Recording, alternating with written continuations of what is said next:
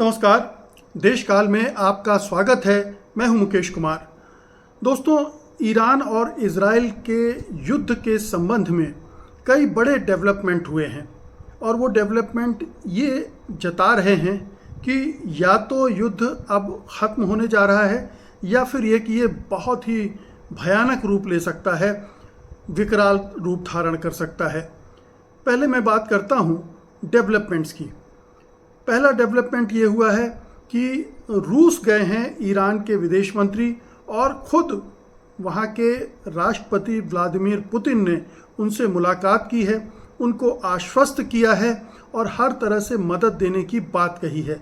ये दौरा बहुत ही महत्वपूर्ण है क्योंकि अगर रूस का कमिटमेंट ईरान के साथ खुलकर सामने आ गया, जो कि आ भी चुका है, बार बार कह चुके हैं पुतिन भी, उनके विदेश मंत्री भी, लावरोव भी कह चुके हैं, लेकिन अगर इस मीटिंग के बाद कुछ ठोस और सामने आता है, कोई संयुक्त घोषणा के दौरान ये कहा जाता है कि इस तरह की मदद ईरान को दी जाने वाली है, तो ये एक बड़ा डेवलपमेंट होगा, ईरान के लिए एक मोरल बूस्टर होगा और ये युद्ध में एक बड़ी भूमिका निभाएगा। दूसरी तरफ चीन ने भी पूरा भरोसा दिया है और ये भी कहा जा रहा है कि कम से कम 1000 नई मिसाइलें बनाने का मसाला, जो कुछ भी एक मिसाइल बनाने के लिए सामग्री चाहिए होती है, केमिकल्स वगैरह, वो चीन ने रवाना कर दिए हैं ईरान के लिए। तो ये दो जो मित्र कहे जा रहे हैं ईरान के, वो पूरे कमिटमेंट के साथ ईरान के आ रहे हैं सामने और उसकी मदद कर रहे हैं। एक बड़ा डेवलपमेंट ये है। दूसरा बड़ा डेवलपमेंट ये है कि अमेरिकी अखबार वॉल स्ट्रीट जर्नल ने रिपोर्ट छापी है, कहा है कि इजराइल अब युद्ध विराम चाहता है और युद्ध विराम चाहने या उसकी इच्छा के बहुत सारे प्रमाण मौजूद हैं। किन वजहों से चाहता है ये भी मौजूद हैं, बल्कि इस तरह की बातें भी आ रही हैं कि खुलेआम ना सही, लेकिन इजराइल के प्रधानमंत्री बेन्यामिन नेतन्याहू ने कहा है कि अगर ईरान अपनी तरफ से युद्ध विराम की घोषणा कर दे तो वो भी युद्ध विराम कर देंगे।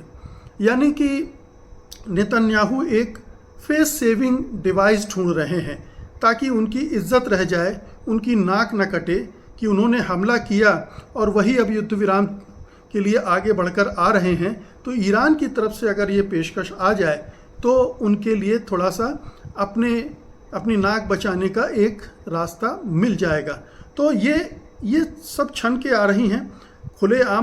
खुले तौर पर इजराइल ने ये बात नहीं कही है, ना ही बेन्यामिन नेतन्याहू ने कही है, लेकिन जो परिस्थितियां बनती जा रही हैं उनकी वजह से ये इस तरह की अगर इच्छा इजराइल की प्रकट हो रही है किन्हीं स्तरों पर, तो ये समझ में आता है। हम उन वजहों पर भी अभी आगे बात करेंगे।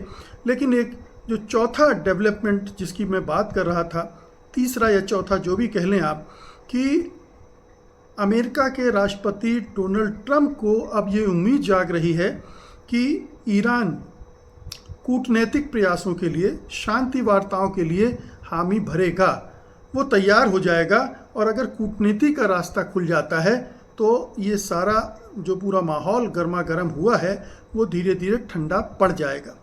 अब मैं रूस और चीन की तो बात कर चुके हैं, उसमें बहुत ज़्यादा और बताने के लिए है नहीं, लेकिन जो वॉल स्ट्रीट जर्नल कह रहा है वो बहुत इम्पॉर्टेंट है, उस पर गौर करने की ज़रूरत है कि आखिरकार वॉल स्ट्रीट जर्नल ये सारी बातें क्यों लिख रहा है। ये अमेरिकी अखबार है, ये इसमें उस तरह के प्रोपेगंडा, ईरान विरोधी प्रोपेगंडा की गुंजाइश बहुत कम है। ये हो सकता है कि अमेरिकी अखबार डोनाल्ड ट्रंप के क्रिटिकल हैं, उनकी आलोचना करते रहे हैं। वॉल स्ट्रीट जर्नल का ताल्लुक जरा पूंजीपतियों, उद्योगपतियों, कारोबारियों, इन सब से नज़दीक का है, तो वो उनकी चिंता जो है युद्ध को लेकर है, उससे भी प्रभावित हो। लेकिन इस अखबार की अपनी एक क्रेडिबिलिटी भी है, तो अगर उस क्रेडिबिलिटी को दांव पे लगाते हुए ये अखबार इस तरह की रिपोर्ट छाप रहा है कि इजराइल अब युद्ध विराम चाहता है, तो ये एक बड़ी बात है। युद्ध विराम क्यों चाह रहा है, इसकी कई वजहें भी सामने आती हैं और वो रिपोर्ट में उनका जिक्र भी है। सबसे पहली जो वजह है वो ये है कि इज़राइल के पास सैन्य संसाधनों की कमी हो गई है। ये खबरें पिछले 4-5 दिन से लगातार आ रही हैं कि इज़राइल जो ईरानी मिसाइलें दागी जा रही हैं, ड्रोन हमले किए जा रहे हैं, उनको इंटरसेप्ट करने में उसकी जो मिसाइलें हैं वो ज़ाया हो रही हैं, बहुत ख़त्म हो रही हैं और काफ़ी कम हो गई हैं। और यहाँ तक कहा जा रहा है कि अब उसके पास केवल 10-12 दिन तक इन मिसाइलों को रोकने का असलहा है, इसके बाद उसको और मुश्किल होगी। तो युद्ध का साजो सामान उसके पास लगातार कम होता जा रहा है। उसका जो आयरन डोम सिस्टम है वो एक सीमित संख्या में मिसाइलों को रोक पा रहा है। और ऐसी स्थिति में या तो अमेरिका, ब्रिटेन, फ्रांस या दूसरे देश उसे जमकर मिसाइलों की सप्लाई करें ताकि वो ईरानी हमलों को रोक सके। ये संभव है क्योंकि ये देश अभी तक उसको हथियारों की सप्लाई करते रहे हैं और कर भी सकते हैं। लेकिन शायद कहीं ना कहीं पीछे से भी ब्रेक लग रहा है, उसकी भी बात हम करेंगे कि कहीं ऐसा तो नहीं कि वहाँ सप्लाई चेन में कोई गड़बड़ी आ रही है, रुकावट आ रही है और जिसकी वजह से ये हथियारों की कमी का मुद्दा जो है वो बहुत बड़ा बन गया है इज़राइल के लिए।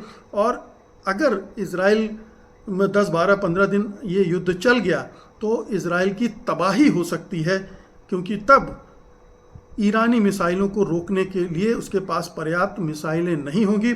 और उस सूरत में, क्योंकि ईरान के पास तो अभी भी मिसाइलों का भंडार है, अभी उसने माना जाता है कि 400 के आसपास मिसाइलें दागी हैं, उसके पास 2000 से लेकर 10,000 तक मिसाइलें हैं और इस संख्या को रोक पाना उसके लिए बड़ा मुश्किल होगा, बल्कि कहना चाहिए असंभव हो जाएगा मौजूदा सैन्य साधनों को देखते हुए। तो एक तो ये बड़ी समस्या हो गई है। दूसरा ये है कि इज़राइल ये दावा कर रहा है, ये दिखाने के लिए कि उसके जो सामरिक लक्ष्य थे उसने वो हासिल कर लिए हैं। यानी ईरान का जो परमाणु ठिकाने हैं जैसे नतांज, फोर्डू और इस्फहान, इन जगहों को बहुत नुकसान पहुंचा दिया उसने भी, और अमेरिका बम वर्षक विमानों ने भी उनको नुकसान पहुंचा दिया है। और ईरान का जो परमाणु कार्यक्रम है वो तहस नहस हो गया है। और यही उसका लक्ष्य था कि ईरान के परमाणु हथियार बनाने की जो क्षमता है उसे ख़त्म कर दिया जाए। वो लक्ष्य उसने हासिल कर लिया है और अब वो युद्ध विराम के लिए जा सकता है। लेकिन ध्यान रहे, ईरान पर हमला करने का ये एकमात्र लक्ष्य नहीं था, लक्ष्य 2 और भी बताए थे इज़राइल ने भी और अमेरिका ने भी। एक दूसरा लक्ष्य था ईरान में सत्ता परिवर्तन का, यानी जो मौजूदा रजीम है उसको चेंज करने का, अयतुल्लाह अली खामेनेई को हटाने का, उनकी सरकार को हटाने का, सबको हटा देने का। और तीसरा लक्ष्य था अयतुल्लाह अली खामेनेई की हत्या का। तो ये दोनों लक्ष्य अभी दूर दूर तक पूरे होते दिख नहीं रहे हैं और शायद पूरे होंगे भी नहीं। इसका एहसास इज़राइल को भी हो गया है, अमेरिका को भी हो गया है। और इसलिए इज़राइल अब अपने पैर पीछे खींचने के लिए तैयार हो रहा है, मन बना रहा है, उसको लग रहा है कि ये ऐसा करना पड़ेगा। अब एक खबर वॉल स्ट्रीट जर्नल की तरफ से ये बताई जा रही है कि अमेरिका भी अब ये चाहता है कि ये जंग रुक जाए, क्योंकि उसके प्रमुख सहयोगी जो भी हैं वो भी चाहते हैं कि युद्ध रुके। क्षेत्रीय स्थिरता के लिए भी युद्ध विराम की वकालत उसके सहयोगी कर रहे हैं। और अगर जो क्षेत्रीय शक्तियां हैं, सऊदी अरब है, कतर है, संयुक्त अरब अमीरात है, ये सारे देश, टर्की है, ये सारे देश भी चाहते हैं कि युद्ध रुक जाए। तो एक दबाव ट्रंप पर बाहर का है, एक दबाव ट्रंप पर अंदरूनी राजनीति का है, अंदरूनी विरोध का है। कांग्रेस के अंदर, सीनेट के अंदर और आम जनता के अंदर जो विरोध खड़ा हुआ है उसके दबाव में भी हैं। और वो ये चाहते हैं कि इज़राइल को युद्ध विराम के लिए तैयार किया जाए, युद्ध विराम हो और ईरान को फिर वापस बातचीत की मेज़ पर लाया जाए और फिर बातचीत के ज़रिए जो समाधान ढूंढा जा सकता है वो ढूंढा जाए। तो इस ओर भी काम हो रहा है। तीसरी चिंता जो सबसे बड़ी खड़ी हो रही है कि पिछले युद्ध जब से शुरू हुआ है तब से तेल की कीमतें 7% बढ़ गई हैं। अब 7% तेल की कीमतों में बढ़त का मतलब है पूरी अंतर्राष्ट्रीय अर्थव्यवस्था का हिलना। हर चीज़ महंगी होगी, सप्लाई चेन डिस्टर्ब हो जाएगी और इस वजह से ये चिंता बढ़ती जा रही है और इसका असर दुनिया भर के शेयर बाज़ारों में भी दिख रहा है। वहाँ भी गिरावट है, अमेरिका में भी गिरावट हुई है। तो एक चिंता ये है, इसी से जुड़ी चिंता ये है कि अगर ईरान स्ट्रेट ऑफ होर्मुज यानी होर्मुज जल डमरू मध्य को बंद कर देता है, जहाँ से दुनिया का 1/5 हिस्सा तेल की सप्लाई होती है, तो फिर ये तेल के दाम और बढ़ेंगे और उस सूरत में अंतर्राष्ट्रीय स्तर पर स्थिरता और बढ़ेगी और जो अमेरिका के जो क्षेत्रीय एलाई हैं, अरब देश हैं, उनसे भी तनाव पैदा हो सकता है और उनमें नाराज़गी पैदा हो सकती है, उन देशों में नाराज़गी पैदा हो सकती है। ये एक और बड़ा कारण है। और इन देशों में जो खाड़ी के देश हैं, अरब देश हैं ख़ास तौर पर, उनके जो बादशाह हैं, सुल्तान हैं, वगैरह वगैरह हैं, वो इस बात के लिए भी घबराए हुए हैं कि अगर युद्ध लंबा चला और ईरान को नुकसान होता दिखा, बहुत मारकाट हुई, तो कहीं उनके यहाँ भी विद्रोह खड़ा ना हो जाए और उसका उन्हें खामियाजा भुगतना पड़े। तो ये तमाम चीज़ें हैं जो कि इस ओर इशारा कर रहे हैं कि युद्ध विराम के लिए इज़राइल लालायित है। ईरान ने अभी तक इस तरह की कोई ख्वाहिश नहीं दिखाई है। हालांकि उसने शुरू में कहा था कि इज़राइल अगर युद्ध विराम कर दे तो हम भी युद्ध विराम कर देंगे, लेकिन अब दोनों के लिए नाक का सवाल हो गया है कि पहले कौन युद्ध विराम की पेशकश करेगा। जो युद्ध विराम की पेशकश करेगा उसकी कमज़ोरी मानी जाएगी। जैसे अभी इज़राइल की तरफ से अगर ये चर्चाएं हो रही हैं तो इसके अर्थ यही निकाले जा रहे हैं कि इज़राइल अब कमज़ोर पड़ रहा है कई स्तरों पर और इसलिए चाहता है कि युद्ध रुक जाए। यही चीज़ अगर ईरान करेगा तो उसके मायने ये निकाले जाएंगे कि ईरान को अब डर लगने लगा है कि अमेरिका दोबारा तो उठकर नहीं आ जाएगा, दोबारा तो हमला नहीं करेगा, ग्राउंड फोर्सेस तो नहीं उतार देगा। ये भी कहा जा रहा है कि इज़राइल भी ग्राउंड फोर्स ख़ासतौर से होर्मुज जल डमरू में मध्य में भेज सकता है, तेल की सप्लाई को प्रभावित ना हो इस लिहाज से। तो ये चिंता जोड़ दी जाएगी। फिर ये चिंताएं भी जोड़ दी जाएंगी कि सत्ता परिवर्तन के लिए और प्रयास हो सकते हैं, हत्याओं के और प्रयास हो सकते हैं। तो ईरान की कमज़ोरियों की तरफ लोगों का ध्यान जाएगा। ईरान का जो अपर हैंड आज की तारीख में इज़राइल पर दिख रहा है, शायद फिर उसका इंटरप्रिटेशन दूसरे ढंग से होने लगेगा, एक दूसरा ही नरेटिव तैयार होने लगेगा। तो ये मामला ये बन रहा है कि इज़राइल का पलड़ा अभी युद्ध में कमज़ोर दिख रहा है, नीचे दिख रहा है और ईरान अभी ऊपर दिख रहा है।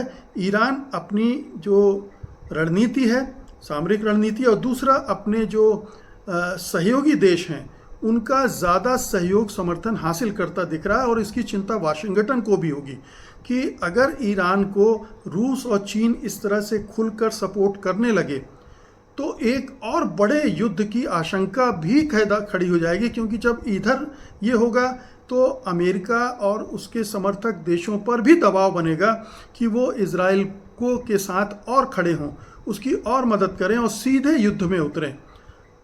मैं बार बार कह रहा हूँ कि अमेरिका का डीप स्टेट जूस्लावी लॉबी और भी प्रभावशाली ढंग से अमेरिकी राष्ट्रपति पर दबाव डालेगी और जो नाटो के दूसरे मुल्क हैं उन पर भी दबाव पड़ेगा और फिर उन्हें भी युद्ध में कूदना पड़ सकता है। तो एक ये जो तीसरी चौथी चीज़ है आशंका, एक बहुत बड़ी आशंका कि अगर अभी अगर युद्ध रुक जाए तो बेहतर है, अगर ये बड़ा रूप लेता है तो फिर रोकना मुश्किल हो जाएगा। तमाम बड़ी शक्तियां उस युद्ध में शामिल होती जाएंगी और वो धीरे धीरे फैलता हुआ पूरी दुनिया में फैल जाएगा। मध्य पूर्व ही नहीं, वो यूरोप में भी जाएगा, एशिया में भी जाएगा, यूरेशिया में भी जाएगा और चीन तक फैल जाएगा। और चीन हो सकता है कि फिर ताइवान पर अटैक कर दे, ताइवान पर कब्जा कर ले, दक्षिण चीन सागर में कुछ बड़ा खेल करने लगे। ये तमाम संभावनाएं हैं जो युद्ध के बढ़ने पर पैदा हो सकती हैं, आशंकाएं हैं बल्कि कहना चाहिए, पैदा हो सकती हैं। तो इन आशंकाओं के मद्देनज़र डोनाल्ड ट्रंप हो सकता है कि अब पुनर्विचार कर रहे हों कि उन्होंने हमला तो एक कर दिया, एक सिंबॉलिक प्रतीकात्मक हमला कि हमने इजराइल के पक्ष में ईरान पर एक हमला किया है, उसके परमाणु ठिकानों को नष्ट कर दिया है और ये एक एजेंडा था जो पूरा हो गया है। और बाकी का एजेंडा बातचीत की टेबल पर आकर पूरा किया और करवाया जा सकता है, और जिसके लिए ईरान पहले भी तैयार था। ईरान पहले से ही बातचीत कर रहा था, लेकिन जिस तरह का रुख इजराइल और अमेरिका ने दिखाया उसके बाद तो अब वो ये कह रहा है कि हम न्यूक्लियर प्रोलिफरेशन ट्रीटी यानी एनपीटी से भी हम बाहर हो जाएंगे। आपको बता दें कि अंतर्राष्ट्रीय परमाणु ऊर्जा संगठन ने ईरान से जानकारी मांगी है कि इस हमले के बाद, अमेरिकी हमले और इजराइल के हमले के बाद आपके परमाणु ठिकानों को कितना नुकसान पहुंचा है और क्या आपने वहाँ की सामग्री यानी जो परिष्कृत यूरेनियम है, इनरिच्ड यूरेनियम है, उसको कहीं और शिफ्ट किया है। ये माना जाता है कि चूंकि हमले की आशंका पहले से थी तो ईरान ने ये सावधानी तो बरती ही होगी, और नुकसान कितना हुआ है ये भी उसे अंदाज़ा होगा, उसने अपने नुकसान को कम से कम कर लिया होगा। तो एक तरफ ये अंतर्राष्ट्रीय परमाणु ऊर्जा संगठन उससे ये जानकारी मांग रहा है। ये जानकारी ईरान ऐसी परिस्थितियों में भला क्यों देने चला, इसलिए वो एनपीटी से ही बाहर निकलने की फिराक में है ताकि ये बाध्यता भी खत्म हो जाए। ध्यान रहे, इजराइल एनपीटी को साइन नहीं किया है उसने, और उसके पास 80 से 100 परमाणु बम हैं। वो घोषित परमाणु शक्ति नहीं है, लेकिन उसके पास परमाणु बम हैं। ऐसी सूरत में जब इजराइल इस तरह का व्यवहार कर रहा है तो ईरान ही क्यों एक जिम्मेदार राष्ट्र की तरह व्यवहार करे या एनपीटी में बना रहे, ये तर्क ईरान का है। तो ये एक नया किस्म का दबाव अंतर्राष्ट्रीय बिरादरी पर ईरान की तरफ से डाला जा रहा है और इसका असर भी होगा। ऐसी सूरत में अब सारा खेल अमेरिका के हाथ में है। अमेरिका कितना दबाव डालता है इजराइल पर पीछे हटने के लिए, युद्ध विराम के लिए, और एक जो पीस का ऑफ़र है, पीस टॉक्स का ऑफ़र है ईरान के सामने, जिसको अब उसने हामी नहीं भरी है, उसके लिए उस पर दबाव डाला जाएगा कि आप भी युद्ध विराम करके बातचीत की मेज पर आओ। लेकिन वो सूरत अब डिफरेंट होगी। अब इजराइल दमखम के साथ जाएगा वहाँ, और उसके साथ रूस और चीन भी बैठे होंगे, क्योंकि अभी तक जितनी भी बातचीत हुई है उसको सैबोटाज अमेरिका ने किया है या इजराइल ने किया है। ईरान की तरफ से उसमें कभी कोई दिक्कत नहीं आई। पहले भी जो ओबामा के समय समझौता हुआ था वो ट्रंप ने तोड़ा था, और अभी इस बार फिर जो तोड़ा गया है वो इजराइल ने तोड़ा है छठे दौर की वार्ता के ठीक पहले हमला करके। तो ईरान की जिम्मेदारी इस मामले में, ईरान का दोष इस मामले में बहुत कम है। जो दोष है वो इजराइल और अमेरिका का है। अब देखना यह है कि इजराइल आज ये कहता है युद्ध विराम के लिए, 2 दिन बाद कहता है, 4 दिन बाद कहता है, कितने दबाव के बाद कहता है, कितने मिसाइलों के हमले झेलने के बाद करता है, और उसका फिर ईरान किस तरह से जवाब देता है। बहुत बहुत शुक्रिया आपका, धन्यवाद, नमस्कार।